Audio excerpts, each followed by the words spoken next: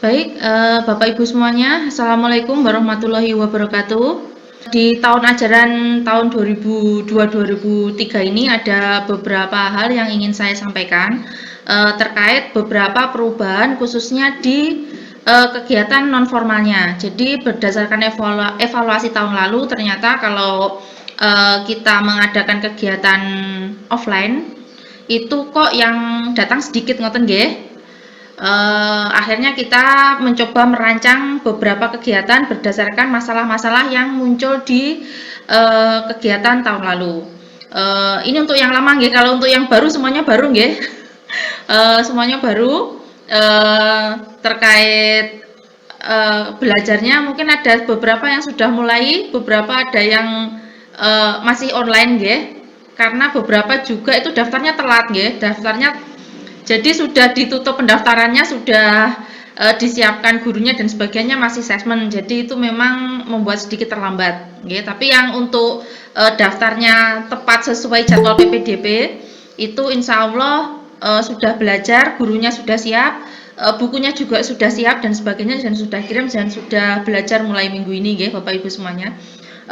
Baik, langsung saja saya akan menjelaskan tentang beberapa kegiatan non akademik yang kita susun untuk putra-putri jenengan sebagai pendamping dari kegiatan belajar. Jadi anak-anak homeschooling ini walaupun homeschooling Bapak Ibu semuanya, tapi tidak hanya belajar ya, tidak hanya nggarap tugas dan sebagainya, tapi kita juga ingin anak-anak ini juga memiliki kemandirian, juga ingin memiliki bakat minat yang kita asah potensinya, kita legitkan dan kita kembangkan bersama seperti itu. Jadi tidak ada bedanya antara sekolah formal dan sekolah informal, non formal maksud saya. Bapak Ibu semuanya, sekali lagi saya mengucapkan selamat datang di Kreativa Homeschooling untuk Bapak Ibu yang baru. Kita bergabung di tahun ajaran 2002-2023. Ini adalah rencana kegiatan siswa yang kita rancang selama 1 tahun ke depan ini berdasarkan evaluasi yang kita lakukan tahun lalu. Jadi diskusi online tetap ada, kemudian kita tambahi mentoring dan coaching sukses mandiri, kemudian juga ada beberapa kegiatan ekstrakurikuler. Semuanya kita desain secara online Bapak Ibu semuanya nggih. Jadi sudah tidak ada lagi kegiatan offline, karena kegiatan offline itu berdasarkan dari perkembangannya ternyata siswa kita yang dari luar kota itu juga sudah lumayan banyak sekarang. Jadi kalau dulu kan hanya kebanyakan dari Blitar nggih kalau tahun lalu. Jadi kalau tahun ini sudah paruan bahkan lebih banyak yang baru ini, lebih banyak dari luar kota, dari Kediri dan dari Tulungagung seperti itu. Ini saya jelaskan satu-satu. Untuk kelas diskusi online ini khusus untuk siswa-siswa yang sudah SMA. Jadi seperti diskusi yang ada di sekolah formal juga ini sama. Jadi tujuan kita itu adalah melatih siswa agar mereka mampu melakukan riset. Itu penting ya. Kemudian juga mereka bisa membuat makalah. Mereka juga berani untuk mempresentasikan. Jadi presentasi ini ternyata masih jadi momok bagi beberapa siswa. Ada yang takut salah, takut jatuhkan temennya, dan ketakutan-ketakutan lain yang sebenarnya nggak beralasan, Bu. Jadi nggak ada yang menjatuhkan sebenarnya, tapi kan kita harus melatih anak-anak ini harus berani, gitu. Apalagi kalau nanti siswa ini melanjutkan kuliah di negeri pisan gitu kan. Kuliah di negeri otomatis nanti mereka akan dihadapkan dengan berbagai makalah. Jadi mesti tugas dari dosen itu bikin makalah, presentasi. Jadi kalau kita tidak mengasah dari sekarang, nanti saya takutnya kemampuan mereka itu nanti bingung gitu loh begitu kuliah itu. Dan untuk siswa yang nggak kuliah, maksudnya ketika mereka memutuskan, aku tak bisnis saja, ya tetap penting ini nggih, presentasi, kemampuan diskusi itu tetap penting karena mereka kelak mungkin akan mempresentasikan produk itu ke masyarakat, ke investor, ke siapapun. Jadi mereka sudah terbiasa untuk melakukan riset sebelum bertindak seperti itu. Jadi ini sebenarnya kemampuan kemampuan dasar ya Bu di zaman sekarang kalau ingin eh, kapasitasnya meningkat lebih baik seperti itu.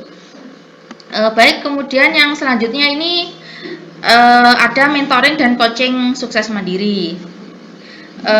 Sesuai namanya, jadi coaching ini kita tujukan agar anak-anak ini mengenali dirinya sendiri, mengetahui goalnya ke arah mana dan strategi apa yang akan dikejar nanti. Kemudian yang jelas bakat minatnya harus ketemu dulu ya Bapak Ibu semuanya, dia minatnya di mana, itu akan kita gali dari anaknya sendiri. Kemudian kita juga akan memotivasi siswanya, membuat roadmap-nya, bagaimana cara mengejar atau meraih tujuannya tersebut. Jadi nanti kita akan coba kembangkan di situ.